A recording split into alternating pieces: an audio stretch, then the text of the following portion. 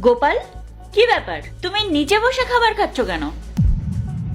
সবাই ওপরে সোফায় বসে খাচ্ছে, তুমি যাও সোফায় গিয়ে বসো।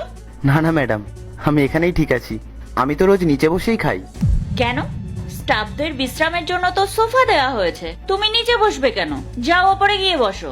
না ম্যাডাম, আমি ওপরে বসবো না। আমি ওপরে বসলে অনেকে রাগারাগি করবে। রাগারাগি করবে মানে? তুমি ওপরে বসলে কার সমস্যা হবে? নাম বলো আমাকে তার। ম্যাডাম, ওরা বলে আমি নাকি এই অফিসের সামান্য একজন গার্ড। আমার জায়গা নিচেই, সোফায় নাকি বসার যোগ্যতা আমার নেই। কে বলেছে এই কথা? কার এত বড় সাহস? সে ঠিক করে দেবে কে কোথায় বসবে, কে বসবে না। ম্যাডাম, আমি বলেছি, আর আমি তো কোনো ভুল কথা বলিনি, ঠিকই তো বলেছি। ওর এই কোম্পানিতে আমাদের সাথে এক সোফাতে বসে খাবার কোনো অধিকার নেই। আর সব থেকে বড় কথা, ও আমাদের কোম্পানির সামান্য একটা গার্ড, কোনো অফিসার তো নয়। আপনি ওকে একবার দেখুন, সারাদিন বাইরে রোদে দাঁড়িয়ে থাকে, কাঁদি দুর্গন্ধ বের হয়। ওর সাথে আমরা এক সোফাতে বসতে পারবো না। ওর লেভেল অনুযায়ী ও নিচেই ঠিক আছে। ম্যাডাম, পূজা একদম ঠিক কথা বলেছে। ওকে কেউ সহ্য করতে পারে না, আর ও একজন সামান্য সিকিউরিটি গার্ড হয়ে আমাদের পাশে কেন বসবে? ম্যাডাম, এসব গরিব মানুষদের না বেশি মাথায় তুলবেন না। ম্যাডাম, আপনি ভাবুন, সারাদিন খাটনির পর আমরা একটু শান্তি করে আরাম করে খাবো, আর সেই সময় নোংরা জামা পরা লোকটা আমাদের পাশে বসবে। চুপ করো তোমরা। তোমাদের এই অধিকার কে দিয়েছে? এটা আমার কোম্পানি, এখানে সমস্ত সিদ্ধান্ত নেওয়ার অধিকার শুধু আমার। আজ থেকে গোপাল সোফায় বসেই খাবে, দেখি কার কত ক্ষমতা ওকে আটকায়। ম্যাডাম, এসব আপনি কি বলছেন? একজন সামান্য সিকিউরিটি গার্ড কিভাবে আমাদের সাথে বসে খাবার খেতে পারে? ম্যাডাম, আমাদের কোম্পানির তো একটা সুনাম আছে, কত বড় বড় ক্লায়েন্টরা এখানে মিটিং করতে আসে। কেউ যদি এসে দেখে এরকম একটা গার্ড সোফাতে বসে খাবার খাচ্ছে, তাহলে আমাদের কোম্পানির সম্মান কোথায় যাবে বলুন তো? ম্যাডাম, এই সোফাটা কিন্তু আমাদের মতো কর্মীর জন্য, কোনো দারোয়ান ঝাড়ুদারদের জন্য নয়। ওদের নিচে বসাই ঠিক আছে।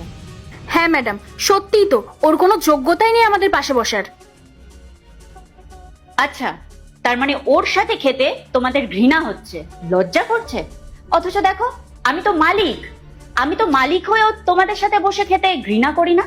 আমি তো কখনো ভাবিনি যে তোমরা নিচু পোস্টের কর্মী। আমিও তো চাইলে তোমাদের থেকে আলাদা বসতে পারতাম। তোমাদের মধ্যে এত অহংকার চলে এসেছে যে তোমরা একজন সাধারণ মানুষকেও মানুষ বলে মনে করছো না। একটা কথা শুনে রাখো, ওর পথটা ছোট হতে পারে, কিন্তু ও একজন মানুষ। কার সাথে কিভাবে কথা বলতে হয়, কার সাথে কিভাবে ব্যবহার করতে হয়, সেই সাধারণ মনুষ্যত্ববোধটাও দেখছি তোমাদের মধ্যে নেই।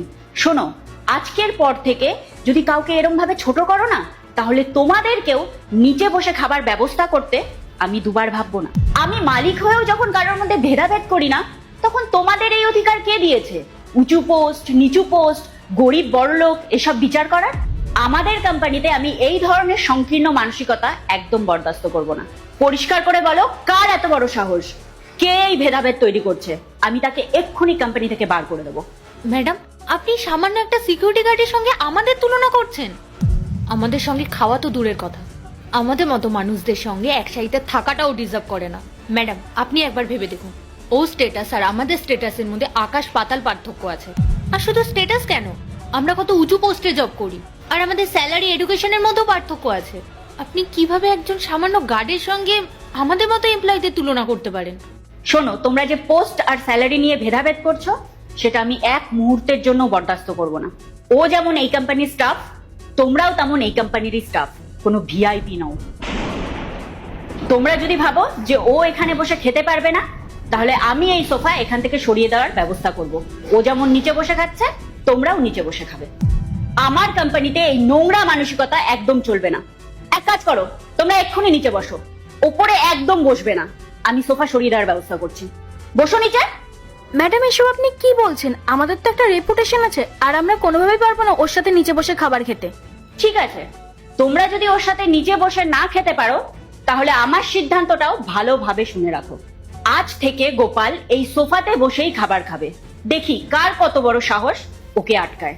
গোপাল, যাও উপরে গিয়ে বসো, বলছি তো বসো। ঠিক আছে ম্যাম।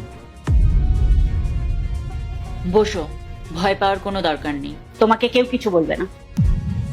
কোলে এসে বসছে একেবারে, কোনো ম্যানার্স জানে না, ননসেন্স। শোনো, তোমাদের যদি গোপালের সাথে বসে খেতে এতই সমস্যা হয়, তাহলে কাল থেকে বাড়ি থেকে খেয়ে আসবে, এখানে টিফিন আনার কোনো প্রয়োজন নেই। গোপাল, তুমি আরাম করে খাও। কেউ যদি তোমাকে কিছু বলে, তুমি সরাসরি আমাকে এসে জানাবে, তারপর আমি দেখছি কার কত ক্ষমতা। ম্যাডাম, হ্যাঁ বলো। আপনাকে অনেক অনেক ধন্যবাদ ম্যাডাম। এতদিন আমি এখানে বসতে গেলে সবাই আমাকে অপমান করতো, বলতো নাকি আমার গা দিয়ে গন্ধ বের হয়, আমার নাকি বসার এখানে কোনো যোগ্যতা নেই। বাধ্য হয়ে আমাকে নিচে বসতে হতো, আমাকে এখান থেকে জলও নিতে দিত না, বলতো বাইরে থেকে জল নিয়ে আসতে। আর আপনি আজকে যেভাবে এসে আমার সম্মান বাঁচালেন, আমি সারা জীবন আপনার কাছে কৃতজ্ঞ থাকবো। না না গোপাল, এতে ধন্যবাদ জানানোর কিছু নেই। এটা তো আমার দায়িত্ব যে আমার কোম্পানির প্রত্যেকটা এমপ্লয়ি যেন সমান মর্যাদা পায়। এর পরেও যদি তোমাকে নিয়ে কারোর কোনো সমস্যা থাকে, তাহলে তাদের এই কোম্পানিতে থাকার কোনো প্রয়োজন নেই। এমন নিচু মানসিকতার লোকেদের সাথে আমিও কাজ করতে পারবো না। তুমি নিশ্চিন্তে বসে খাও, কোনো অসুবিধা হলে আমাকে জানিও, আমি আসছি।